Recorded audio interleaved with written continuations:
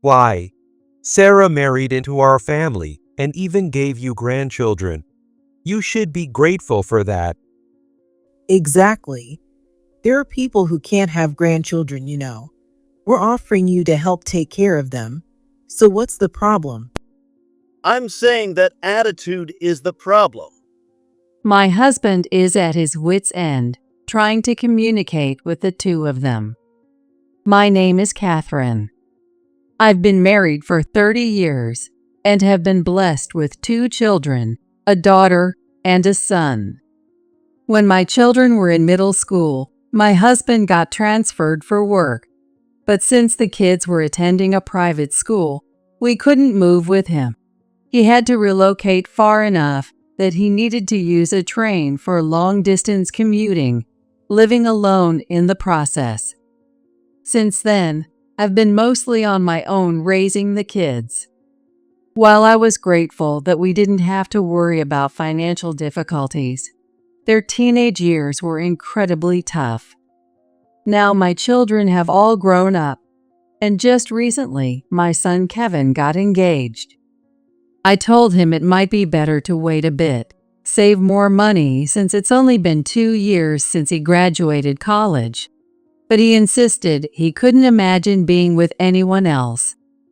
I thought it would be fine since it was their decision, but maybe that was my mistake.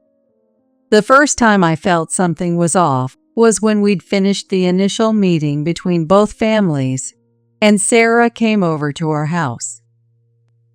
She was such a lovely young woman, with straight silky hair and bright eyes. I could understand why Kevin was eager to marry her. Mom, we're thinking about going with this plan for the wedding. I was called into the room, and they showed me a magazine spread of wedding venues and packages. You two should be making these decisions, not me, I said. But the plan was at a famous resort hotel with an oceanfront view from the wedding venue. The breathtaking scenery pulled me into the magazine's photos. The price listed below the pictures, though, was also quite high. I figured you guys have a budget, and I wanted to get your input, Kevin said, as if expecting us to cover the costs. Sarah didn't seem to think that was unusual either. The food at this level would be fine, she said, showing me the page.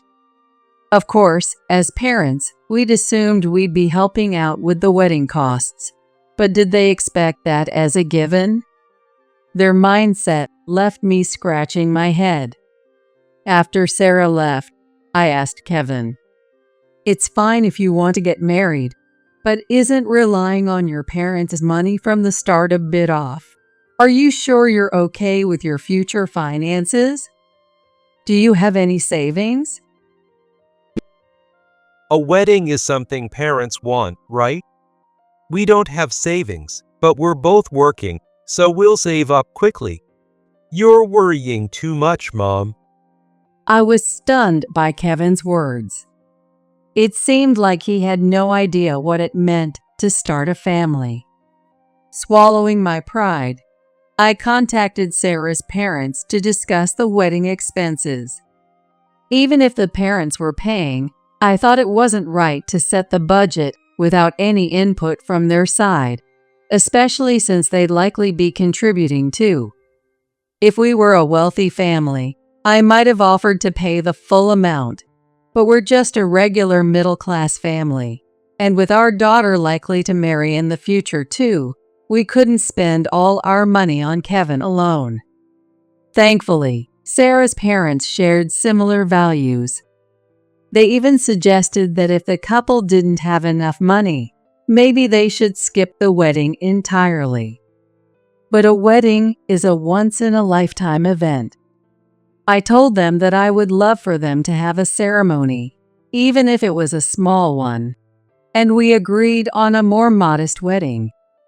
I was relieved that Sarah's parents were easygoing and reasonable, but that relief was short-lived as Kevin scolded me for meddling. Don't go behind my back and contact Sarah's parents. She wanted a real wedding, and now it's a restaurant wedding. I wanted to make her dream of a grand hotel wedding come true. I thought to myself, this is why I suggested saving money before getting married, and let Kevin's words roll off my back. Before we knew it, the wedding day was upon us. The restaurant wedding could accommodate up to 50 guests, according to the pamphlet, but it ended up being a small, intimate ceremony with just family. You could have invited your friends too if you wanted a fancy wedding, right? I said to Kevin, but he mumbled back. Well, it's expensive. Turns out he didn't have any close friends to invite. After the wedding was over, I congratulated the two of them again. Congratulations. You looked beautiful in your dress. So, when's the official marriage registration date? I was just trying to make small talk, and when Kevin started to respond, I saw Sarah jab him in the side with her elbow.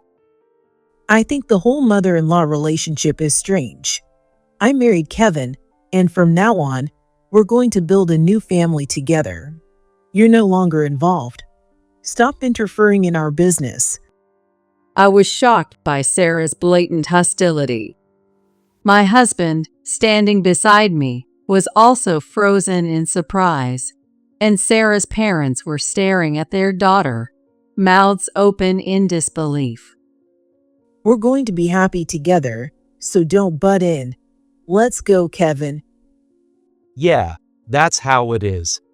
Just leave us alone from now on. Kevin added as he followed after Sarah. All we could do was stand there, stunned, as they left. Afterward, my husband snapped out of it and was furious. He's no son of mine. Don't ever let them in this house again.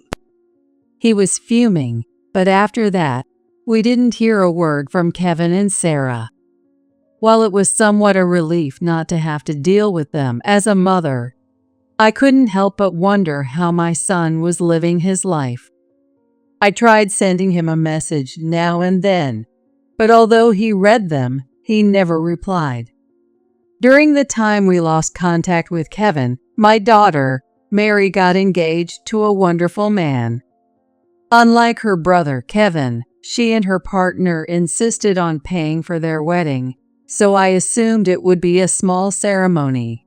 However, it turned out to be quite the event, with many friends and co-workers in attendance. Her husband even decided to set up their new home near us, since his workplace was far from his family's house. Now that my daughter had become a stay-at-home wife, she often invited me out for lunch or shopping, making sure I never felt lonely. Meanwhile, we still hadn't heard from Kevin. He probably didn't even know his sister had gotten married. Soon after the wedding, my daughter became pregnant. She didn't plan to stay at my place for the birth, so I happily went to her house every day to help take care of my grandchild.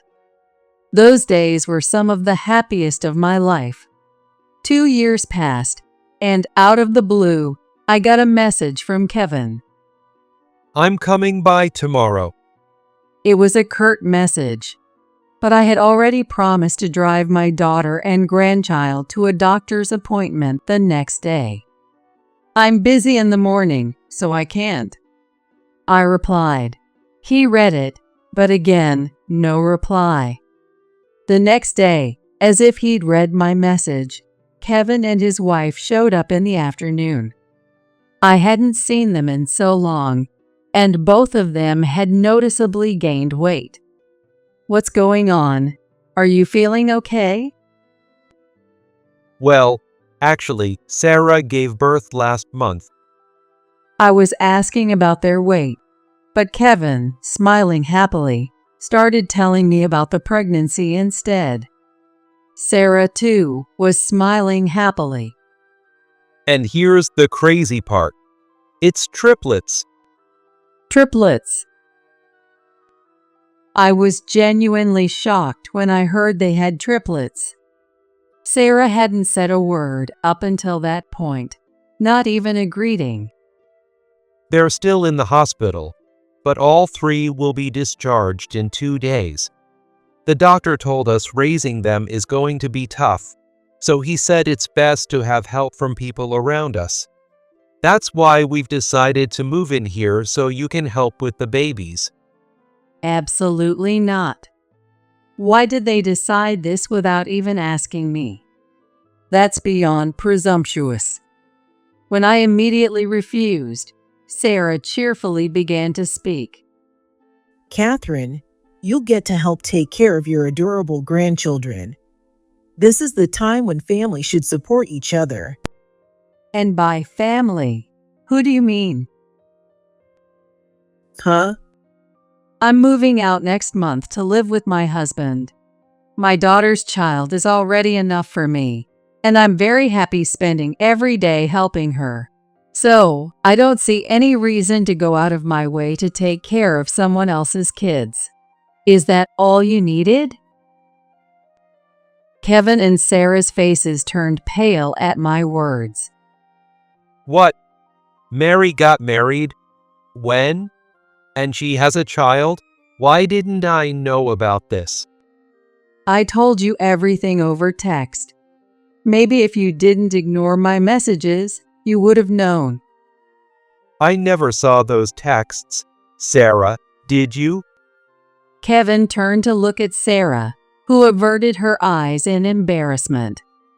She must be the type of person who snoops through other people's phones. I figured that Sarah probably saw my messages and opened them before Kevin could, canceling or tampering with them somehow. Whatever, but like I said, there's nothing I can do for you.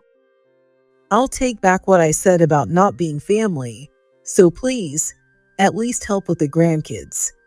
If that's too much, maybe you could send us some money every month for their sake.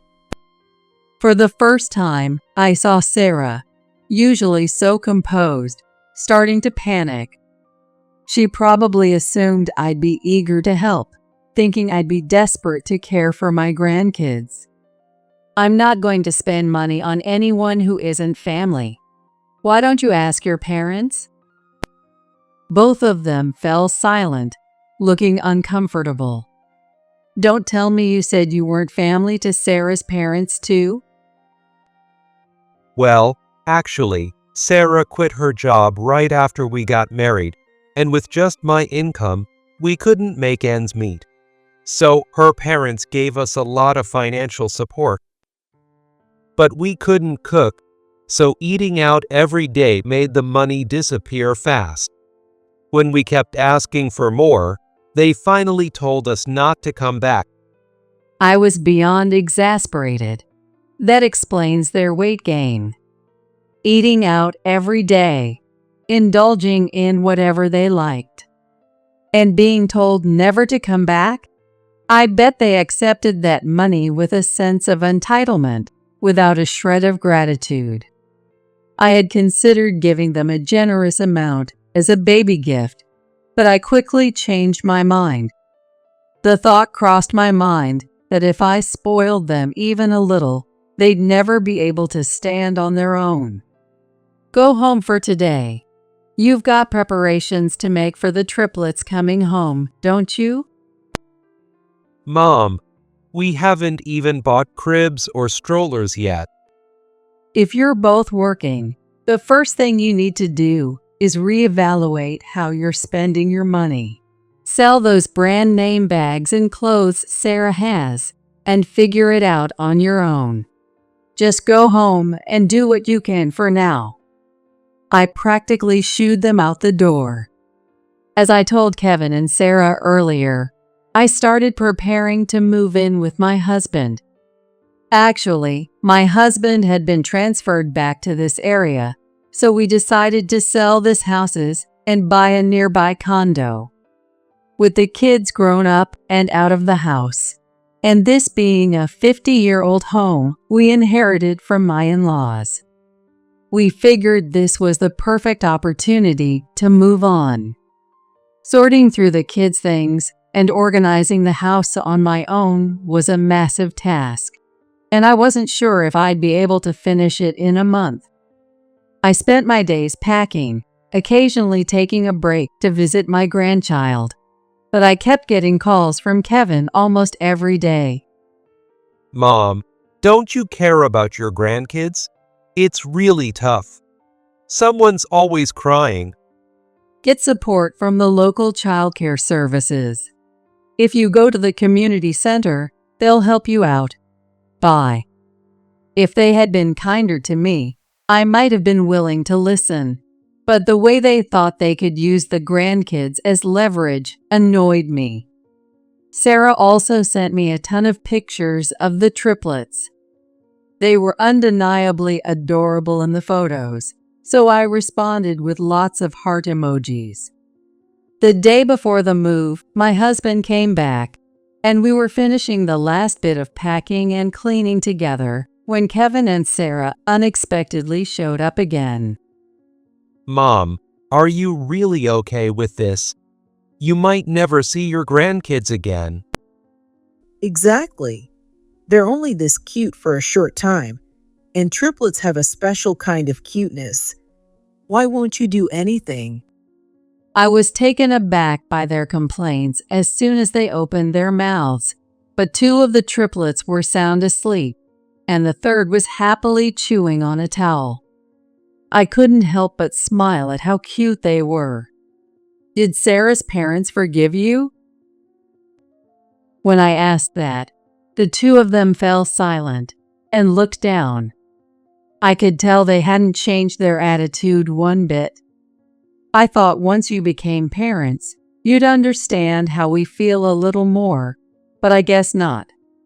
You say they're adorable grandkids, but you were the ones who cut ties with us. You said it yourselves, so take responsibility for your words. Don't come back here.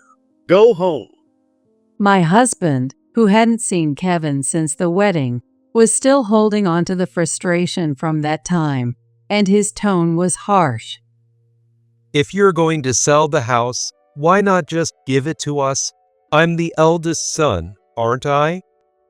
We've already sold this house and used the money to buy our new place. Whether you're the eldest son or not doesn't matter. This house is ours, and what we do with it is none of your concern. But if we had this house, we wouldn't have to pay rent, and it would make things so much easier.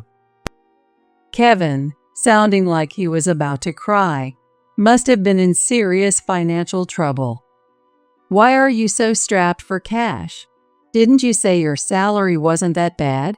I don't think you should be struggling this much, even if you're not living lavishly.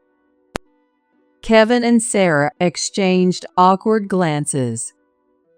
Well, actually, I quit my jobs.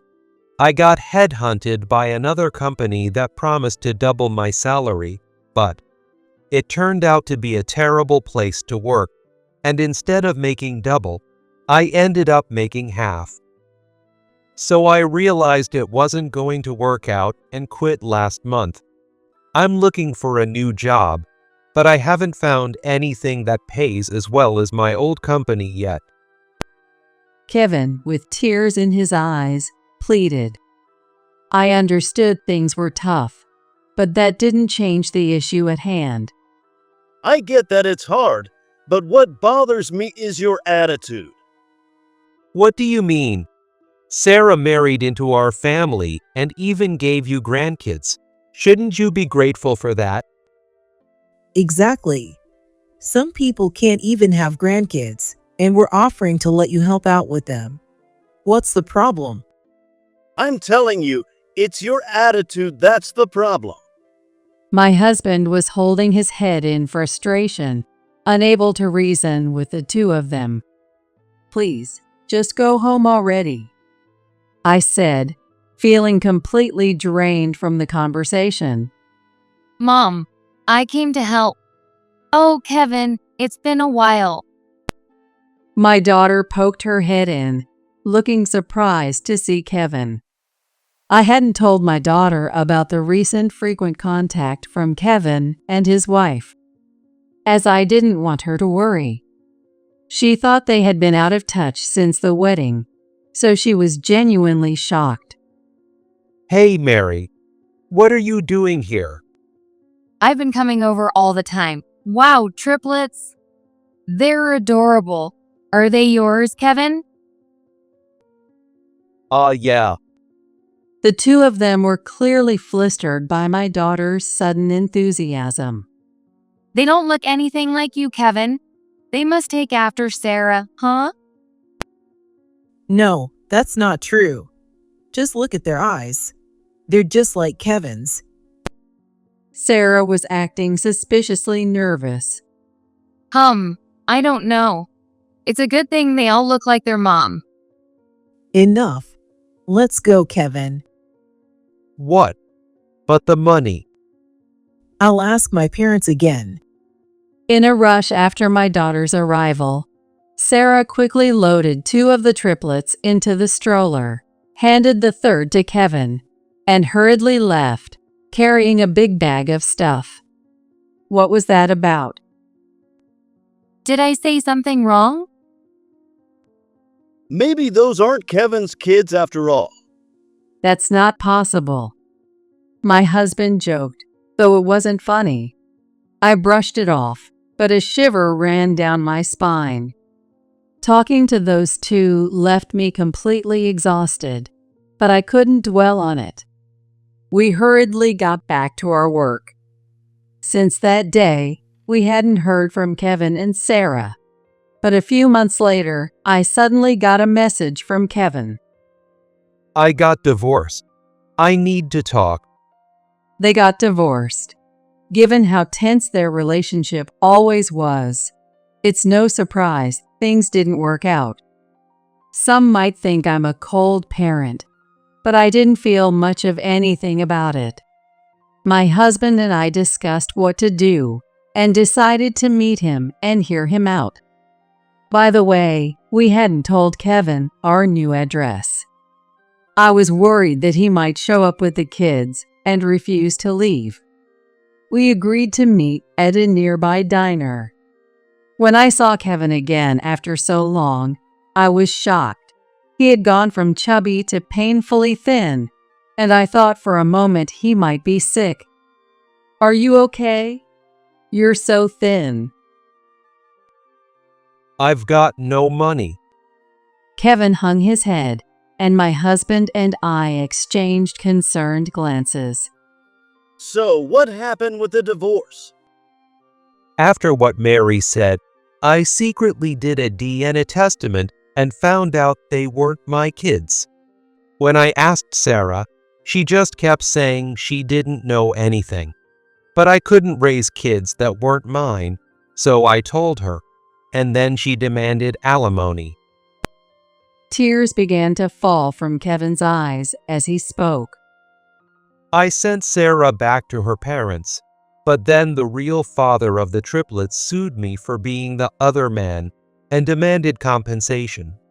Apparently, she was seeing both of us at the same time before the wedding, and now everything's a mess.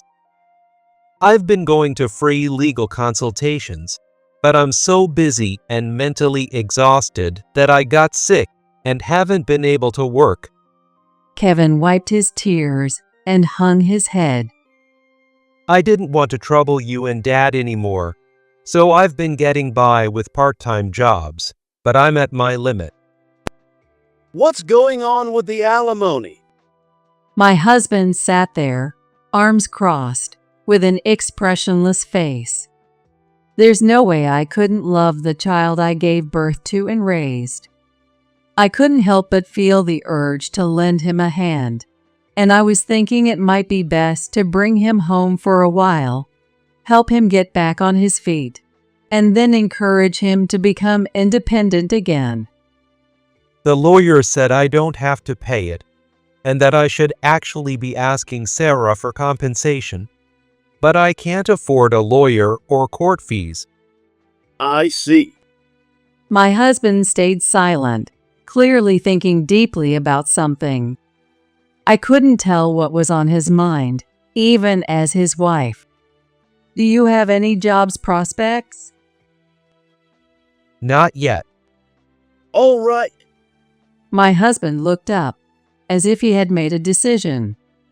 I'll find you a job. After working for about a year, you should have enough money to cover the legal fees and get back on track. You'll be able to manage. Actually, I can't even pay this month's rent.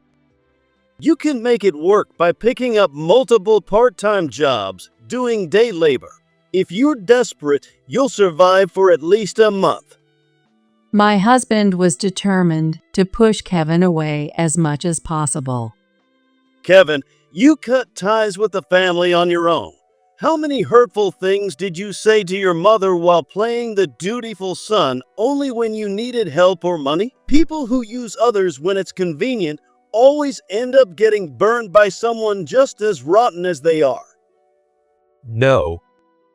Kevin's tears didn't just stop. They kept pouring out, flowing uncontrollably. My husband was completely right, and I silently listened to him speak. Work hard. Rebuild your life on your own. When you do, maybe we'll be unnecessary to you again. I'll send you the details about the jobs later. Catherine, we're leaving. With that, my husband stood up, leaving the crying Kevin behind, dropped some money on the table for the check, and quickly walked out of the diner. Even though my husband and I had only ordered 2 cups of coffee, he left a $100 on the table, which made me realize that deep down, he still cared about our son. I wondered what our son thought when he saw that money. Later, my husband did indeed find Kevin a job. It wasn't high-paying, but it was enough for him to live alone and save a little. A year after Kevin started working, he filed the compensation claim against Sarah and managed to get a decent sum. We listened to Kevin's update on speakerphone together. The conversation started with an update on Sarah's life. It turned out she had remarried the triplets' biological father, but since he had only dated her for fun, they fought constantly and divorced within 3 months.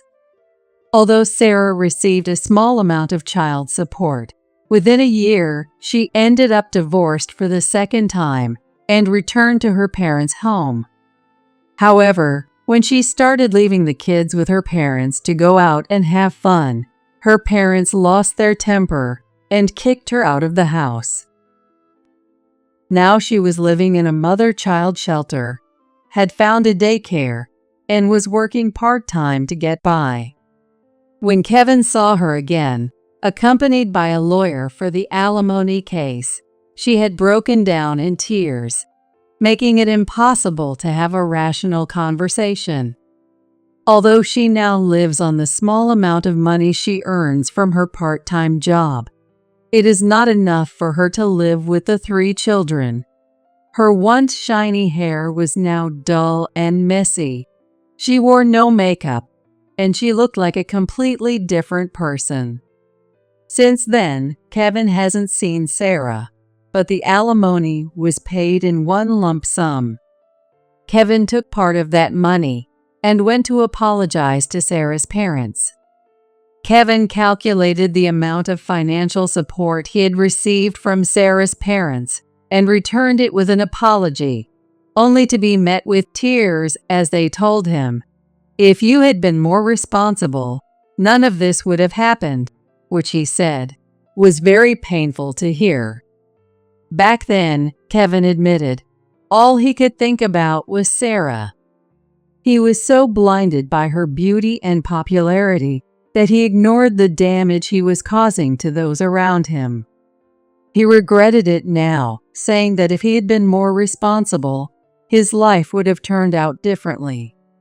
But regret doesn't change the past. and it doesn't make anyone happy. Both my husband and I had lost any warmth we once felt toward Kevin. I want to repay you for the wedding costs too. Kevin said weakly. Not until you've rebuilt your life. My husband said before abruptly hanging up the phone. While we recognized that Kevin was truly remorseful and trying to grow, what he had done couldn't be forgiven so easily. If he continued to reflect on his mistakes and learn to cherish his family, maybe one day we could sit down for a meal together again. But until the day he became a true head of the household, protecting his own family, I couldn't bring myself to accept him back. It was an experience that taught me how easy it is to coddle your children, but how important it is to push them away when needed. From now on, it was just me and my husband, starting a new chapter of life together. As lifelong partners, I swore to do my best to ensure our days were filled with smiles,